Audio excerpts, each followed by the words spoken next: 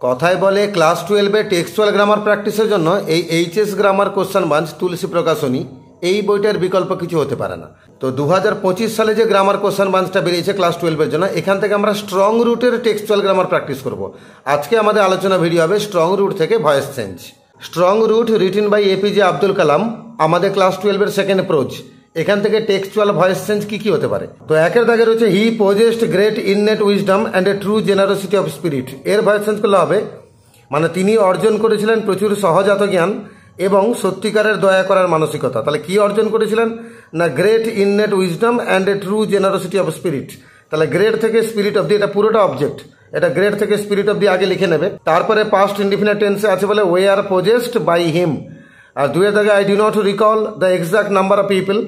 এখানেও তুমি আমি মনে করতে পারি না লোকেদের সঠিক সংখ্যাটা, অবজেক্ট হচ্ছে the exact number of people, এটা সামনে লিখবে the exact number of people is not recalled by me. আর তিনে দাগে my parents were widely regarded as an ideal couple. তো আমার বাবা মাকে আদর্শ দম্পতি মনে করা হতো। তো এটা প্যাসিভ ভয়েসে আছে, কিন্তু কার দ্বারা এটা উল্লেখ করা নেই। আমার বাবা মাকে আদর্শ দম্পতি মনে করা হতো কার দ্বারা? লোকেদের দ্বারা।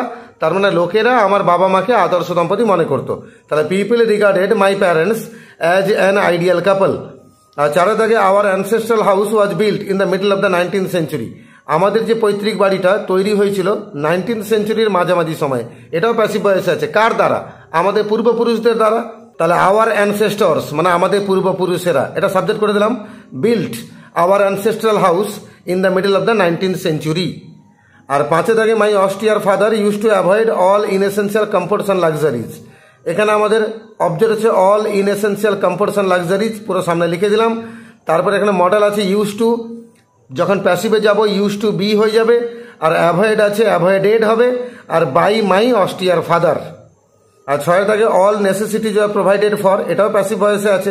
সমস্ত প্রয়োজনীয় জিনিসের যোগান দেওয়া হতো কার দ্বারা? আমার বাবার দ্বারা। তাহলে my father provided for all necessities. আর সাথে থাকে she would place a banana leaf before me. তিনি রাখতেন একটা কলা পাতা আমার সামনে। কি রাখতেন? একটা কলা পাতা। তাহলে a banana leaf would be placed before me by her. আটের দাগে she then ladled rice and aromatic sambar. যেখানে rice and aromatic sambar object সামনে চলে এলো। আর পাস্ট ইনডিফিনিট আছে ওয়ে আর দেন ল্যাডেল্ড। আর সি আছে বাই হার। নয়ের দাগে my father would take me for evening prayer. আমার বাবা আমাকে নিয়ে যেতেন সন্ধ্যাবেলা নামাজের জন্য। এখানে মিটা অবজেক্ট, মিটা সামনে এলো আই হয়ে গেল। আর উড আছে মানে উড বি হবে, টেকটা টেকেন হয়ে গেল। তাহলে I would be taken for evening prayer by my father. দশে দাগে many of them offered bowls of water to my father. এখানে অবজেক্ট হচ্ছে বলস অফ ওয়াটার। তাহলে বলস অফ ওয়াটার সামনে এলো were offered to my father by many of them. 11 দাগে this water was then carried home for invalids. এই জলটা বয়ে নিয়ে যাওয়া হতো বাড়িতে ইনভ্যালিডসদের জন্য। এটাও প্যাসিভ ভয়েসে আছে, কাদের দ্বারা? লোকেদের দ্বারা। তাহলে people then carried this water home for invalids. 12 দাগে why don't you say this to the people. তুমি একথা সেই লোকেদেরকে বলো না কেন? তাহলে এটা বলা হয় না কেন তোমার দ্বারা লোকেদের কাছে? তাহলে why is not this said by you to the people, লাস্টে কোশ্চেন মার্ক পড়বে। 13 দাগে father always asked them to thank Allah. এখানে দেমটা অবজেক্ট, দেমটা সামনে এলো দে। তাহলে they were always asked to thank Allah by father. 14 দাগে the Shiva temple made Rameswaram famous to the pilgrims. রামেশ্বরমটা অবজেক্ট। তাহলে Rameswaram was made famous to pilgrims by the Shiva temple. 15 দাগে my father told me that there were nothing mysterious about prayer. আমার বাবা আমাকে বলেছিলেন যে নামাজের মধ্যে রহস্যের কিছু নেই। তাহলে আমাকে বলা হয়েছিল আমার বাবার দ্বারা যে নামাজের মধ্যে রহস্যের কিছু নেই। তাহলে I was told by my father that there were nothing mysterious about prayer.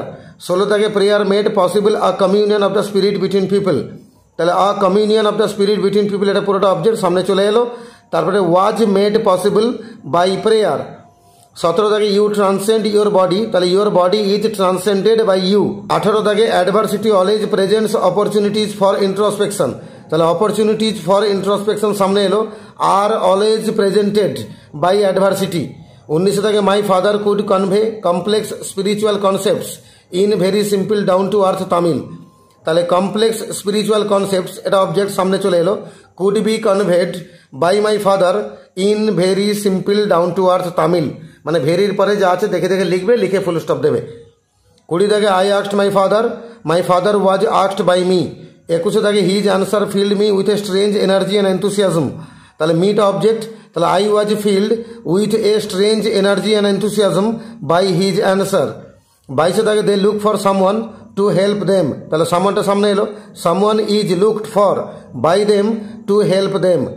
23 দাগে this should never be followed, মানে এটা কখনই ফলো করা উচিত নয়, কার দ্বারা? আমাদের দ্বারা, তাহলে আমাদের উচিত নয় এটাকে কখনো ফলো করা, we should never follow this. আর 24 থেকে one must understand the difference between a fear ridden vision of destiny and the vision that enables us to seek the enemy of fulfilment within our selves. আমাদের অবশ্যই বুঝতে হবে এই পার্থক্যটা, এই পুরো পার্থক্যটা কি, এটা পুরো অবজেক্ট করে দিলাম। দ্য ডিফারেন্স থেকে আওয়ার সেলফস অব্দি পুরো দেখে দেখে তুলবে, এখানে দ্য ডিফারেন্স থেকে শুরু করে আওয়ার সেলফস অব্দি, এটা পুরোটা অবজেক্ট হয়ে গেল। আর মাস্ট আছে মানে মাস্ট বি হলো, আর আন্ডারস্ট্যান্ড হয়ে যাবে আন্ডারস্টুড, আর শেষে একটা বাই ওয়ান হওয়ার কথা, কিন্তু আমরা বাই ওয়ান লিখবো না, এখানে ফুল স্টপ দেবো। এইভাবে মাত্র 24খানা ভয়েস চেঞ্জ ছিল স্ট্রং রুটস থেকে। পরীক্ষায় যদি স্ট্রং রুটস থেকে ভয়েস চেঞ্জ আসে, নির্দ্বিধায় নিঃসন্দেহে বলা যায় এই 22খানা বা এই 24খানা ভেতর থেকেই পড়বে। তাই মন দিয়ে ভিডিওটাকে দেখে নেবে, দরকার পড়লে উত্তরগুলো খাতায় তুলে নেবে, বারে বারে পড়বে, মনে রাখার চেষ্টা করবে। স্ট্রং রুট থেকে ভয়েস চেঞ্জ পরীক্ষা এলে তোমাদের কোনো সমস্যায় পড়তে হবে না।